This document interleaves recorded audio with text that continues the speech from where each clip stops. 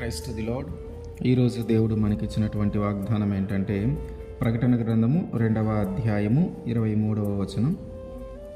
ప్రతివానికి వాని వాని క్రియల చొప్పున ప్రతిఫలము ఇచ్చేదను. ఆమేన్.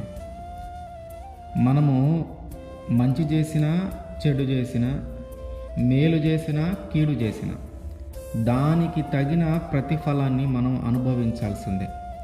మనము మంచి చేస్తే మంచి ప్రతిఫలము, చెడు చేస్తే చెడు ప్రతిఫలము, కీడు చేస్తే కీడు కలిగించే ప్రతిఫలము, మేలు చేస్తే మేలు కలిగే ప్రతిఫలము మనకి కలుగుతుంది.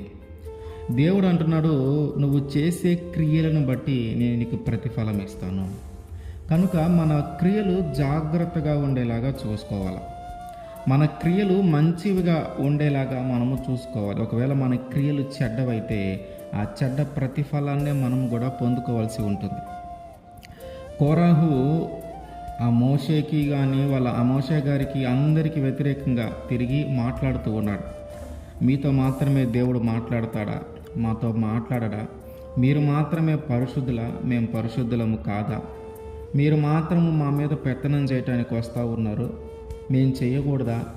దేవుడు మాతో కూడా మాట్లాడతాడు, దేవుడు మా ద్వారా కూడా కార్యాలు జరిగిస్తాడు అని చెప్పి ఒక కీడు చేసే క్రియలను మొదలుపెట్టాడు. ఎప్పుడైతే ఆ కోరాహు అట్లా సమాజాన్ని ప్రేరేపించి ఆ సమాజం అంతా కూడా ఒక వ్యతిరేకంగా ఉండేలాగా చేసి ఒక రెండుగా అయిపోయేలాగా చేశాడు. అలా చేయటాన్ని బట్టి దేవుని యొక్క కోపము ఆయన మీదకి వచ్చింది. తర్వాత మోషే గారు వచ్చి చెప్పాడు, వాళ్ళు వినల. అయ్యా అట్లా అనకూడదు, అట్లా మాట్లాడకూడదు అని చెప్పినా కూడా వినల.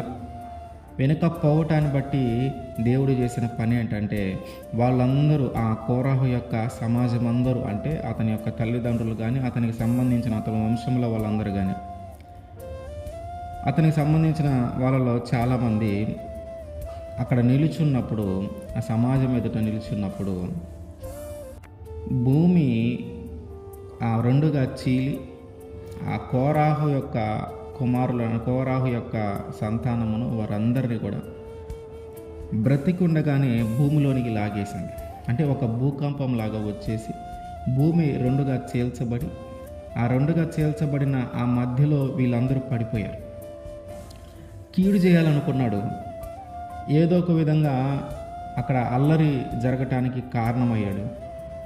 ఆ కీడు చేసింది మంచి పని కాదు కనుక, ఆ క్రియలు మంచివి కాదు కనుక దాని దగ్గర ప్రతిఫలము కూడా మంచిగా రాల. క్రియలు చెడ్డవైని, దాని ప్రతిఫలము అదే వచ్చింది. కనుక మన క్రియలు చెడ్డవైతే మనము దాని దగ్గర ప్రతిఫలాన్ని అనుభవిస్తాం. మన క్రియలు మంచివైతే మనము దానికి తగ్గ ప్రతిఫలాన్ని అనుభవిస్తాం. కనుక దేవుడు అంటున్నాడు, వాని క్రియలను బట్టి నేను వానికి ప్రతిఫలం ఇస్తాను. కనుక మన క్రియలు జాగ్రత్తగా ఉండేలాగా మనము చూసుకోవాలి. ఆమేన్.